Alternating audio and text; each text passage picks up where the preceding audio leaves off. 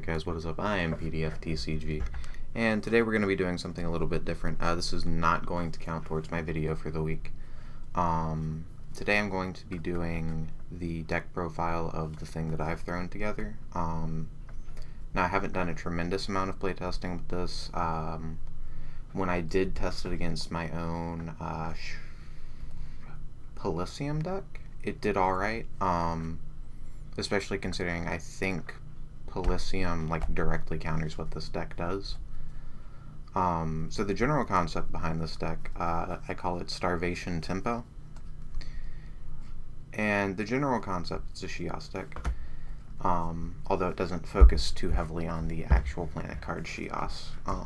So general concept is we're going to focus around very efficient creatures that generate some kind of a star advantage for us, and resource and activator cards that do the same thing. They generate a star advantage for us and allow us to kind of push our opponents off the board. So first of all, we're running Galaxy Crash, Phantom Matter, Beast of the Black Hole, Eternity Amulet, 2 KOs, and 2 Cosmic Treasures. These are basically staples. You'll see these in just about all of my decks. The only thing you could argue against here is the Eternity Amulet, I think. I think that's not necessarily... we got a little bit of glare here. But I don't think that's necessarily something you put in every single deck. But particularly in this deck, I think it's fine. I only have one. I don't know if I'd be using two if I had it, but I have one at the moment and it's in the deck.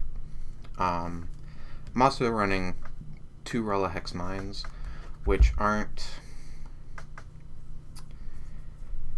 I'm thinking about taking these out. Theoretically, what we're looking to do is have every single card that we have either directly impact the board or affect our stars or our opponent's stars in some way. And Rella Hex Mine kind of goes against that, where it's basically trading speed for consistency in your deck. So I'll probably be getting rid of those fairly soon. If nothing else, I will definitely take them out once set 3 is here and I can get my hands on anti-conjurers. So those probably won't be around for too long. You could definitely replace those with a few things. I might end up doing that before set 3, I'm not sure. So the next thing, we're running 2 Pelfams, 2 Gusters, and an Emergency Escape Pod. Now this deck goes by Zach's ban list and not the ban list on Reddit, so I'm just throwing that out there. So we are running 2 Gusters. So both of these, Guster is basically a mini Pelfam. Pelfam lets you bounce a creature, and Guster lets you bounce a zone. So both of these are just solid creatures that also put our opponent behind on stars. The Emergency Escape Pod is primarily to get back our Pelfam, to play it again, to get the effect again, although you can hit Guster as well. Nothing else generally are we going to hit with this, although occasionally, if your last creature goes or something, you will end up using it on that. You could add in a second one, although, as I said, the main thing you want to be hitting is just the Pelfams. Occasionally you'll do a Guster, so it's not something I want to have in my hand all the time, so that's why there's only one. Next up, we have 2 Orbits and an Angel Share. So this would be a 3rd Orbit if I could run it. I think Orbit is drastically underrated. I haven't really seen anybody talking about it. So Orbit is admittedly somewhat situational. However, when you do get to play it, it can just about win the game on its own. So your opponent has played some large 8-star creature, whatever. You bounce it with Pelfam. Okay. Now, the next turn, your opponent's probably just going to save their stars because they probably need that large creature to clear the Pelfam short of using removal. Which, quite frankly, if we bounce 8 stars worth of creature, then probably get in for 3 points of damage, and then they have to use removal on the Pelfam, I'm still good with that.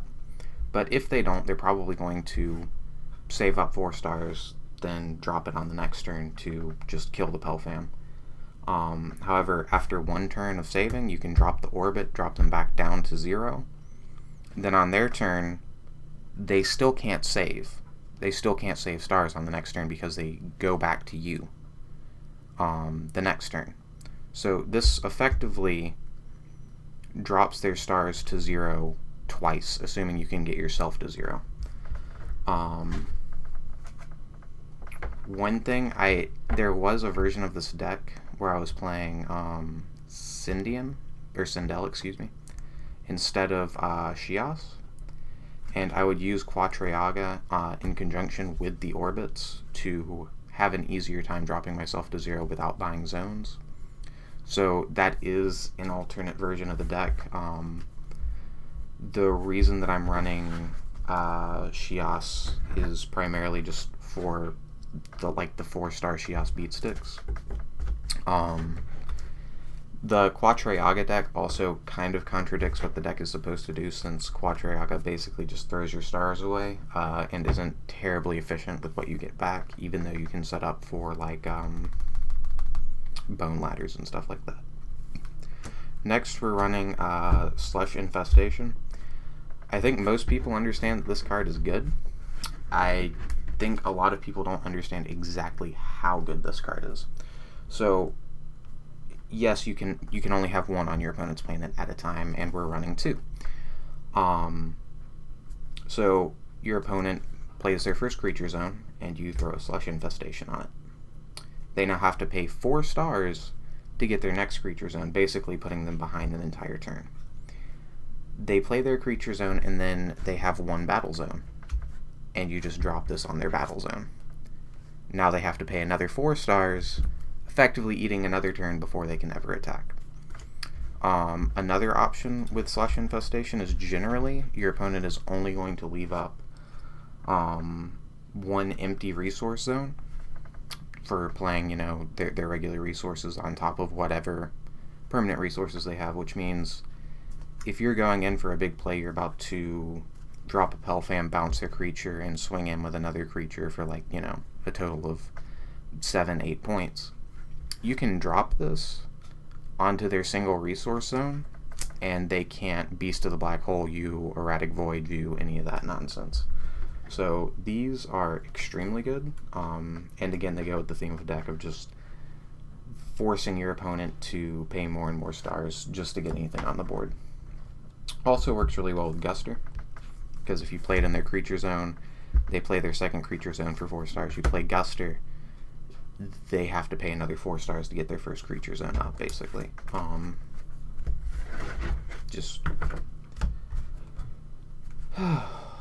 Okay.